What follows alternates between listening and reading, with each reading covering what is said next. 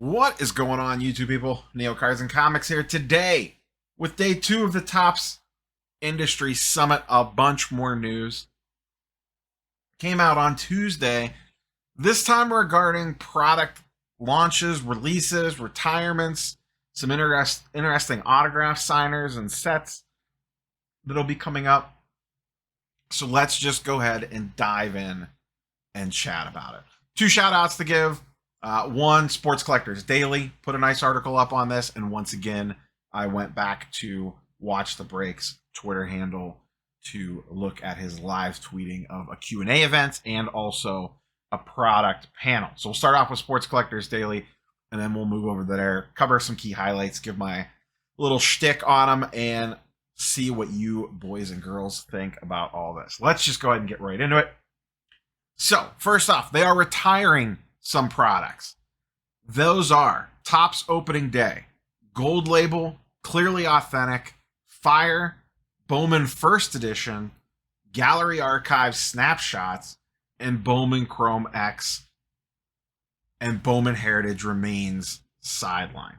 So those ones we will not see releases for in this upcoming cycle of products. Obviously, we're seeing new products come in.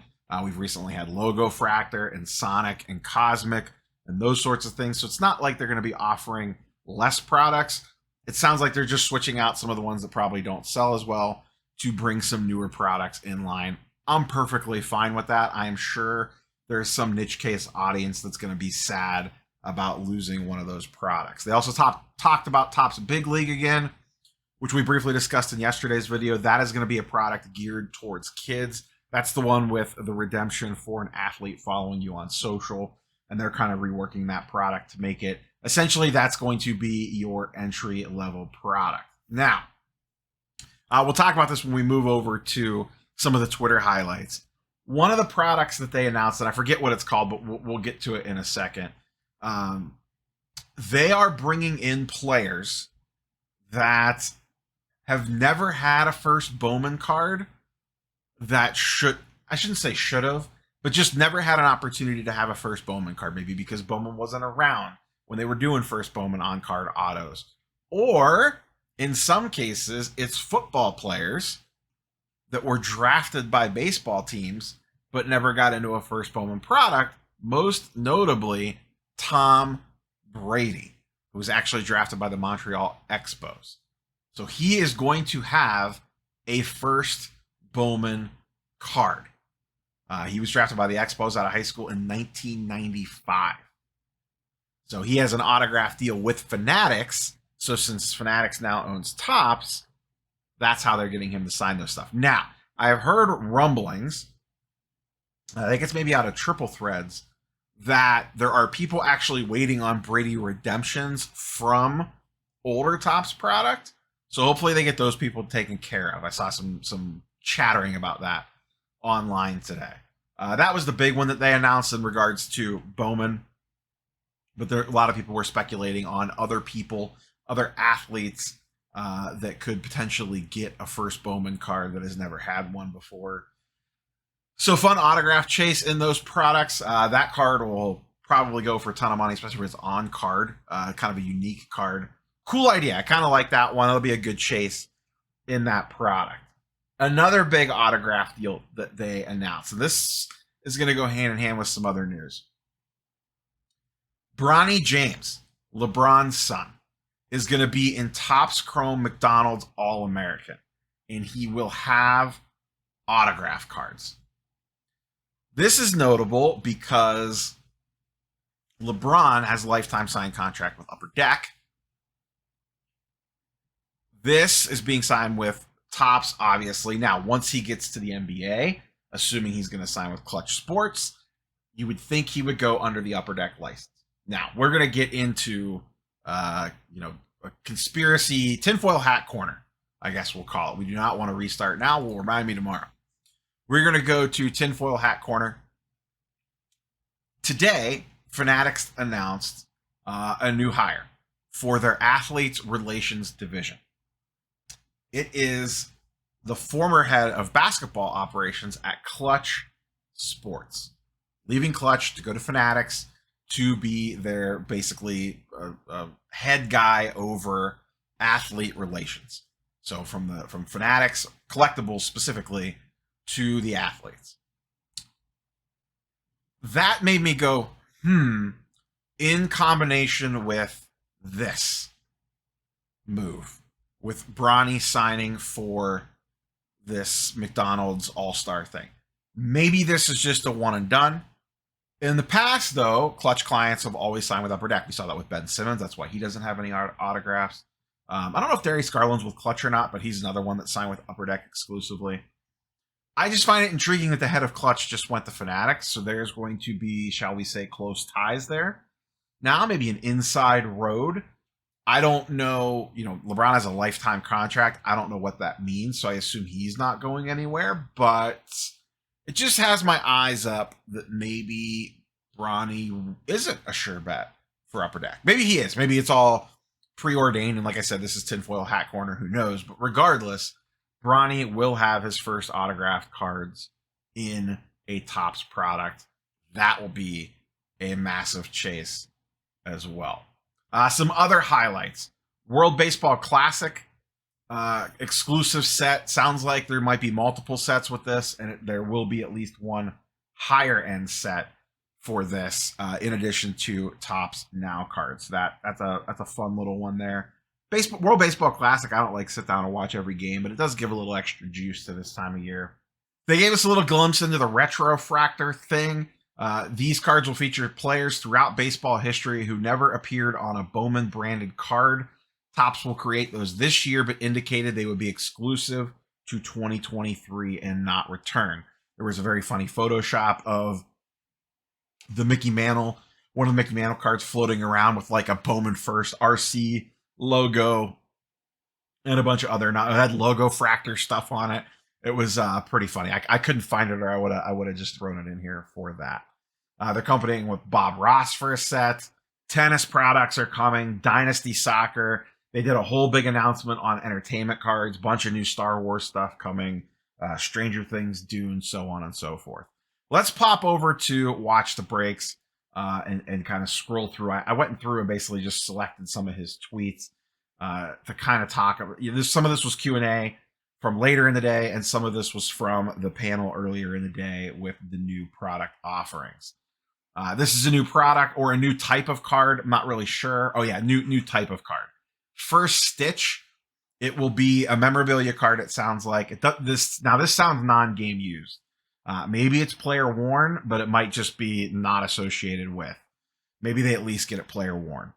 It'll be made out of the first jersey off the line for rookies, and when players get traded, those will go in the Topps update. So it sounds like the regular one could go in the regular Topps product. So that's kind of intriguing. I would hope they would get this at least player worn. They're probably not going to be able to get a game used one or anything like that because it's specifically the first jersey off the line at Fanatics. But hopefully they would find a way to at least get that player worn. That would be nice at a minimum. I'm not really a big fan of the not associated with any player and or event jersey. I guess with this specific product, if you were going to do it, this would naturally limit you because you're cutting up one specific jersey that's the first one created of that player off the Fanatics press. I don't know. I'm whatever on this one. The next one. This one's fantastic. In all, Twitter and Instagram had a field day with this one on Tuesday. Topps Frozen Fractors. New numbering convention that goes below 1 of 1.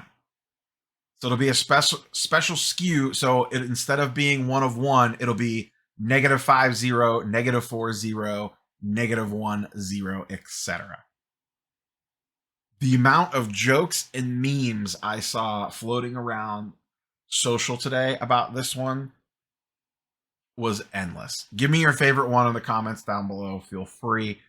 This one feels like quite a reach, if I'll just be honest with you. So this is some of the stuff that is, this is a new SKU coming on to replace one of those older SKUs going off. This is more on the Retrofractors, what we kind of talked about a little bit earlier. Template card, Babe Ruth Red Sox first Bowman. If they're only doing it once ever, I guess I'm kind of okay with it. If they're never going to run this back again, I guess you really can't. How many times can you produce a first Bowman of a player? Will these things hold value? I have no idea. I guess it's an interesting concept. Is it an investable thing? I have no idea, but some player collectors might like it. They might think it's kind of a cool thing. Once again, I'm kind of whatever on this one. Here's an interesting one from the Q&A portion. This is, they're basically just confirming what we all know already. They're just backing it up. Question, Wander Franco 101 came from a retail last year. Shouldn't the product hit be in hobby? The guy from Fanatics. Have you seen the product odds in retail this year regarding Topps Series 1? So essentially what they're saying there is there still a chance you could get a major hit out of retail? Yeah, maybe. Because I didn't include it here, but there was a quote after this that is them saying, like, we don't actually know what ends up in retail and what ends up in hobby, but they're juicing the numbers so the odds are more likely that it comes out of hobby. But you could still technically have a chance to pull a massive hit out of retail. It is just way more difficult, which, we've discussed in other videos. I am perfectly okay with that. That's probably the way it should work. I am fine with that. A lot of talk about MVP Buyback Program. They confirm that it is coming back, and Topps Chrome will be the home of MVP Buyback. So it sounds like this is staying around. They talk about this in another angle. We'll get there in a second. The main thing that I wanted to point out here is, which this is going to be a little bit tricky, when Topps Chrome comes out this year, you're probably not going to want to get rid of any of your base cards from any star hitters. You're probably going to want to stash those because those could be $20 bills stacked up. So if you are a breaker and you're ripping a bunch of this, or whatever the case might be, or you're just ripping a bunch at home, you might want to hang on to all those base cards of a random star player. It will be intriguing as the season goes on and you follow the MVP odds. If we have a clear front runner, do prices start to increase on those cards? What would have been a 10-cent card, if all of a sudden, pick a random player, is now in the MVP chase, is their stuff going to get a massive bump all of a sudden out of nowhere as the season winds itself down? It will be an interesting, almost sports gambling aspect of that for those, assuming it's $20 bills again, who knows? Next one, another random quote from Q&A. If there's one thing you want to take away from this, it's that we are laser light focused on the collector experience. Redemptions are counter to that experience. So that makes it sound like they want to cut down his redemptions as much as possible. There were some other quotes, I don't think I pulled them all, about just generally, hey, we need to get better about scheduling. COVID messed some things up.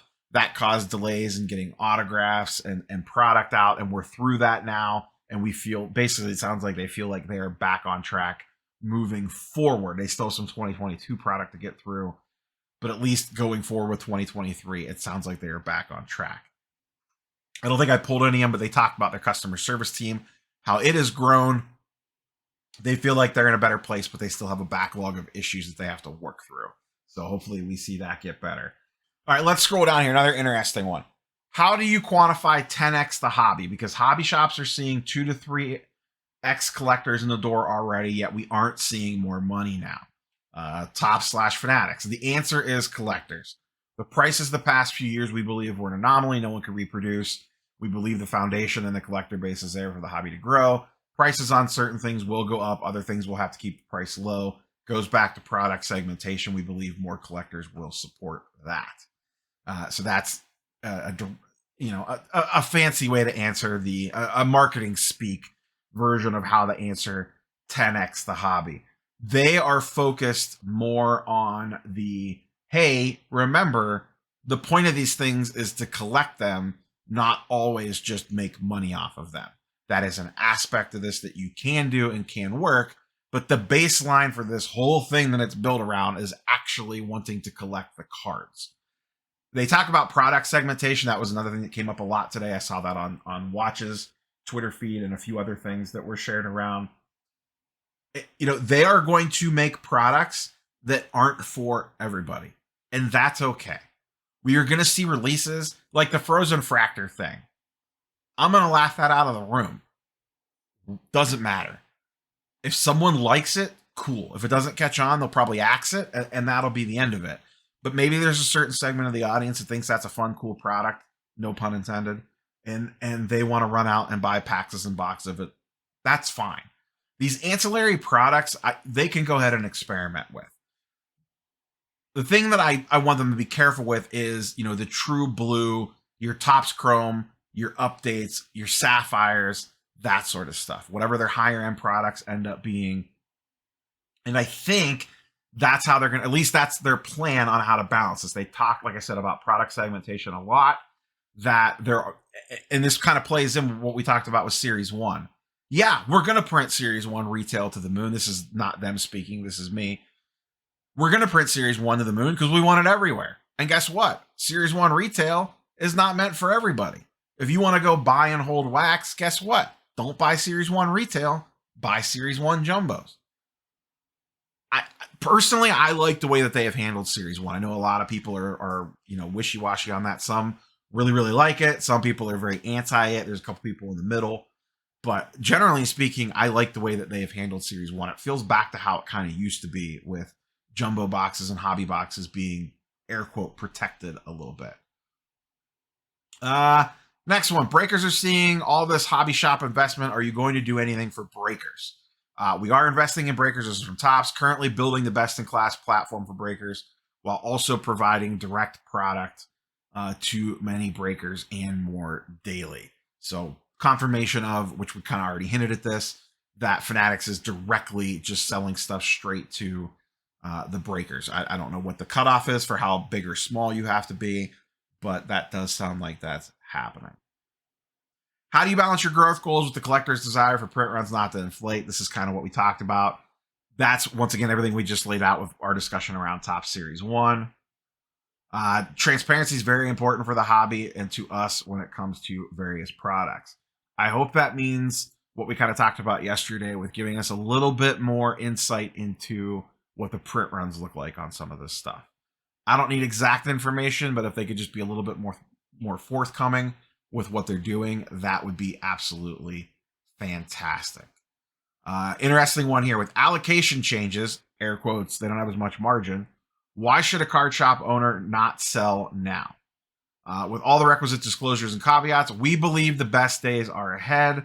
Some stores that are getting behind the industry changes, we think will have some real advantages. We value the stores that have built and also think they have value also. This goes back to something I've been saying a ton over the last few months. They are going to reward and they want to work with the modern card shops. If you're an old school card shop, I don't want to say your days are numbered, but boy, oh boy, those are the ones that I would be worried about. If you're one of these more modern shops that have cropped up over the last 3 to 5 years, those are the people that are probably going to get rewarded. Whether that means you get more of the better product, maybe you get a better price, I have no idea. I don't know that side of the business, but that's something I've been speculating on for months. Question. I am concerned about the rising cost of product to the stores you've asked to invest in themselves the past few years. How do you plan to be thoughtful back with us on those margins? Topps, we recognize the consumer experience in the hobby shop is better than anywhere, and that's going to create the best type of collector, paraphrased. You saw that with MVP Buyback. This goes back to the beginning. That is one of the ways that they are going to help local hobby shops, is doing things like the MVP Buyback Program. I didn't partake in that. I didn't open any 2022 Topps Chrome, and I didn't, run around and trying to track them down and buy them or whatever. I would have if I had them. If I rip any Topps Chrome this year, I absolutely will hold on to some of that stuff to potentially do it. But that seemed to be a pretty good program. People seem to like it. So I'm good. I'm glad that they are keeping that going forward. And then we'll see what they end up doing with those cards. Don't forget, they have a plan for those cards. Someone asked about that. They dodged the question, basically. Another thing that they talked about, which I thought I pulled it, maybe I just missed it. They talked about the selling platform that they are building. They did make it sound like it won't be exclusive to Topps products. They basically pitched it as a trading card platform, not a Topps trading card or Fanatics trading card platform, if that makes sense. They said more details will be coming on that. They just hired someone fairly recently to kind of run up that project. So that's the information from day 2. Listen, this is all great. It's all sunshines, kittens, and rainbows right now. It all sounds good. It's a lot of marketing speak. Can they actually execute on this stuff? I don't know. I hope they can. We'll see if they can. They're talking a big game. Will they actually back it up? I know a lot of people are very skeptical. A lot of people are very skeptical. Comments on yesterday's video with the whole 10x the hobby quote. People are very skeptical of the Fanatics monopoly. We will have to see how this situation plays out. It's the only thing that we could do. Am I running for the hills and giving up and quitting cards because Fanatics is coming? No, not yet. But I think the overreaction meter is just running a little hot right now in general. I think it's a good idea to be cautious, but I'm not going to sit here and freak out about something that hasn't even happened yet. My guard is up. My eyes are open, but I'm not running around like a chicken with its head cut off. I don't think there's not a time or place for that right now. We're not there yet. I'll make a cool thumbnail that'll be very clickbaity when we get to that time, but we're not there yet. So, as always, curious for your thoughts and comments down below. We will catch you on the next one. Peace.